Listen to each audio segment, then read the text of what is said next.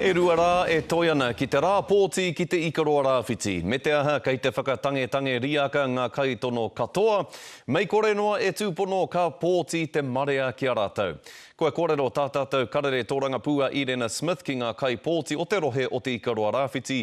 Me te aha kei tana kōnai kōrero i te rānei ngā whakatau a te hau kāinga o te wairoa. Taino atu ki tāmaki nui ārua. Irena, he hanga whakamāramo o te wā. Ia tā mātou tipi haere e heke ana ki roto i a Ngāti Kahungunu rohe, ka marama ke te rongo i te tautoko ki te rōpū reipa. Engari, ko te wero anō a ngā kai noho o ngā tapataone pēnei i a Maraenui, me pā harakeke, me nā ka pōti rātou mō reipa, me whakahokia mai, he hua. Ko Wairoa te taone tuatahi, e rata ana ki te katoa o ngā kaitono. Our whānau has always been a Labour supporter, so I'd be sort of leaning towards Mecca. I'm voting for Naraihania. I'm going to vote for Mana Party. Well, the Maori Party. He oi te taenga atu ki te whai whakaaro mai ngā kainoho o Maraenui ahuriri, ko tahi noa te rōpū e tautoko hiana. It's a real Labour stronghold around here, always has been. Trouble last election was no one voted.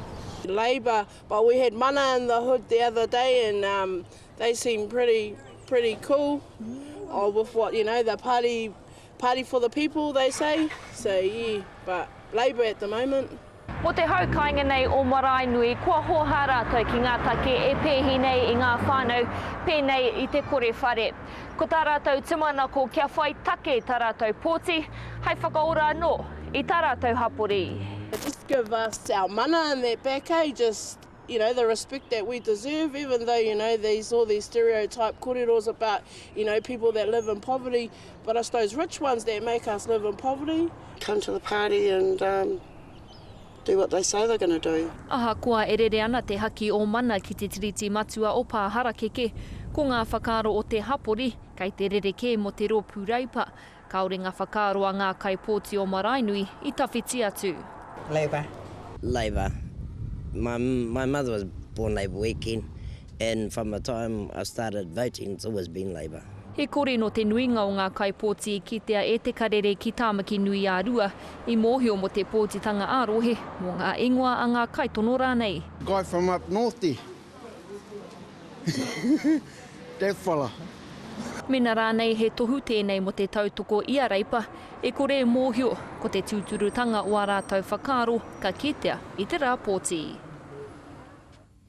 I wainui o mata me te awa kairangi a Mecca whaitiri i te rānei e huitahi ana me te hau kāinga tairawa atu ki te pōnei. He mōhio pea nōna kei reira te wāhi pai hei whiwhi pōti mana. Hei a pōpoa hau peka atu ai ki tērā pito o te ikaroa rāwhiti, hei whakakapi ake i tēnei wā mātou tipi haere, Scotty. Ka pai Irena, tēnā rawa atu koe moena whakamārama.